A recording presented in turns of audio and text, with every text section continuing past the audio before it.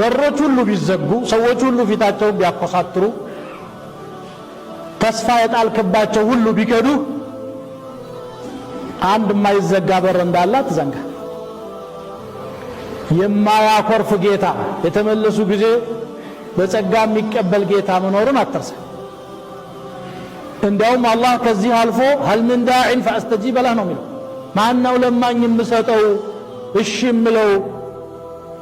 ሰጪው ለማኞችን ይጋብዛል ያግባባል። ተረለምኑኝ አላችሁ ጉዳይ ያለ ምን ጎሎት ምን ገዶት ደግነቱ እንጂ هل من داع فاستجيب له هل من مستغفر فاغفر له ምህረት ለማኝ አለ ወይ ምረው ዘንድ هل من سائل فاعطيه እያለ አላህ ለባሪያዎቹ በሩን ክፍት አድርጎ ሁሌም ሰጪ ነው ተለማኝ ነው።